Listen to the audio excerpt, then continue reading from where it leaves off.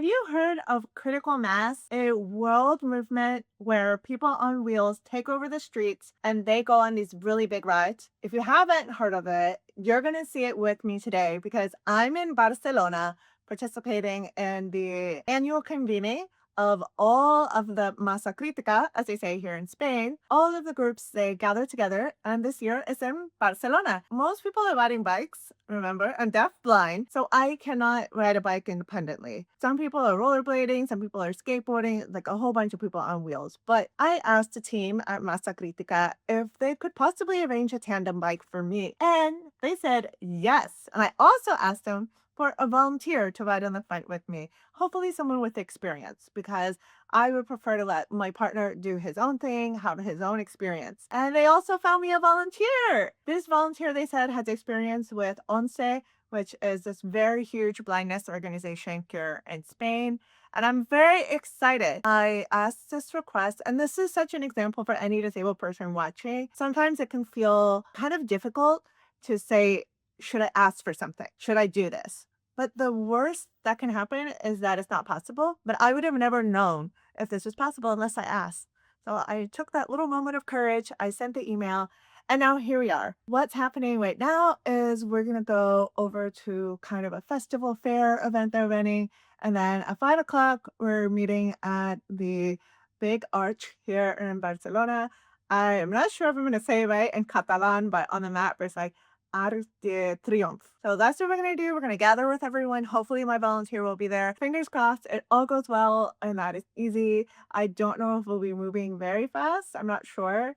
I've never done one of these before because it hasn't been accessible for me.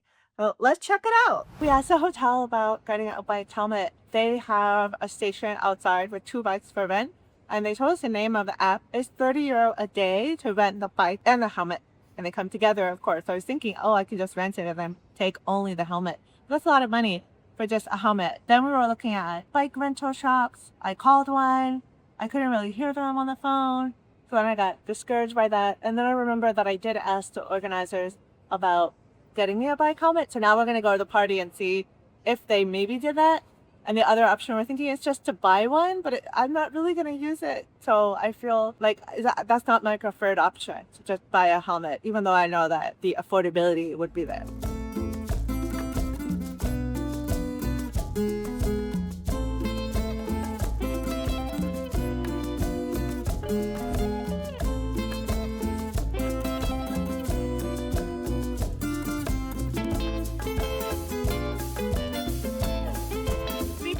Really creative bikes here. This one is huge. I would be scared to ride that, but you know, I have anxiety. Other people might be used to this life.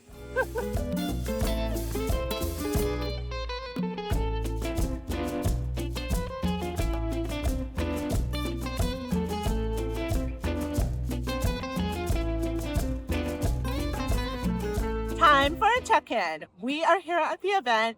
They've been checking in with me. They said the tandem bike is here and we're going to ride it to the meeting point. And they also told me they have a helmet for me.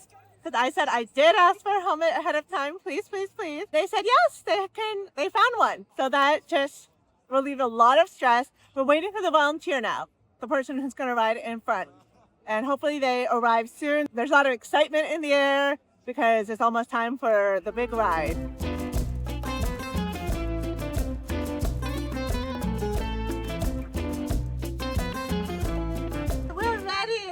This is the volunteer working with me. His name is Nacho. We're just getting set up. I'm talking to him about the microphone. He's going to wear it so I can hear him on the back. Getting ready. Okay, so the chain broke on the bicycle and now they're trying to fix it. So far, the ride has been a little bit difficult. I didn't realize how low the handlebars were. I had to push like a lot of pressure to keep myself up. So it's definitely a workout, but I'm having so much fun. And my guide has been really easy to understand.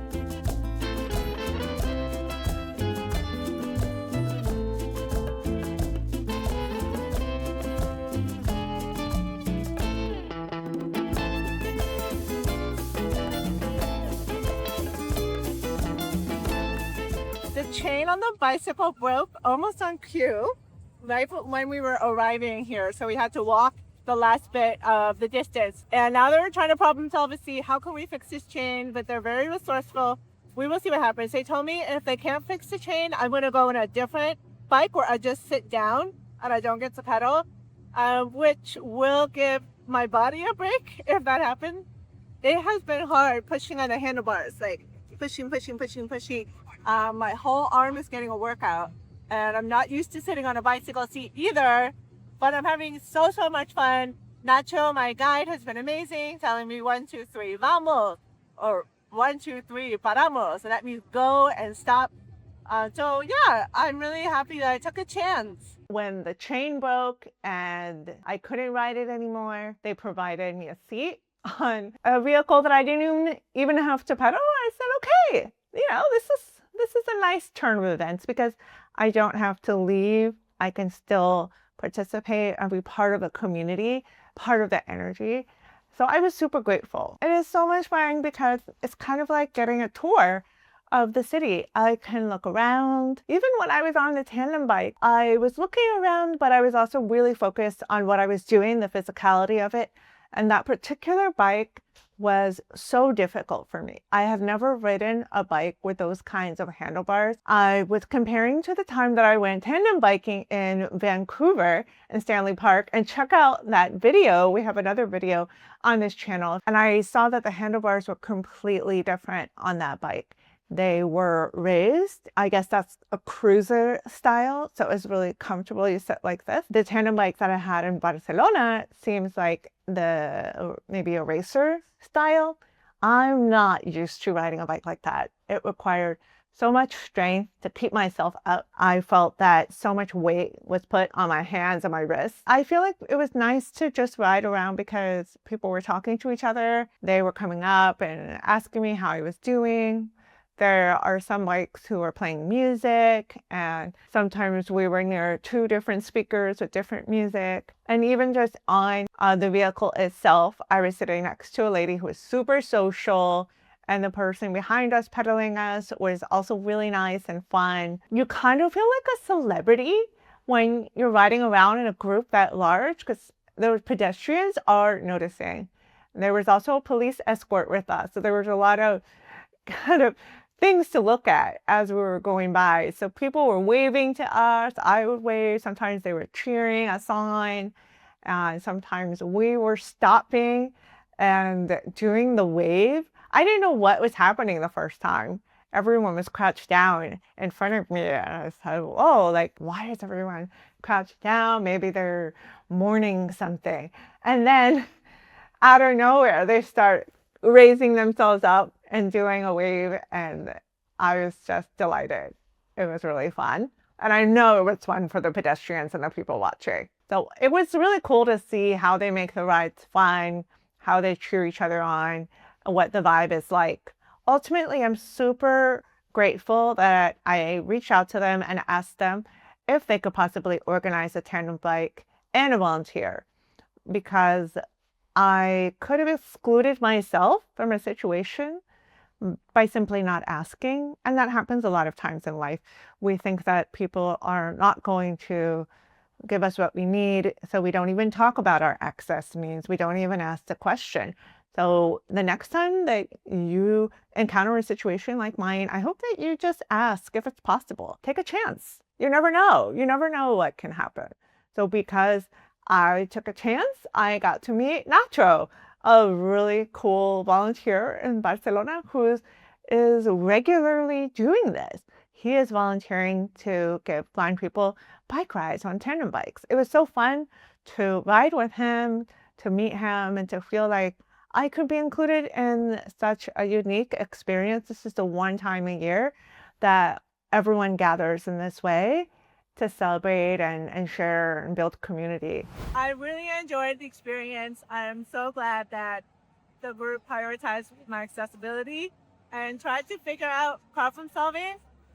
I felt like a celebrity, waving to everyone, cheering us on in the street.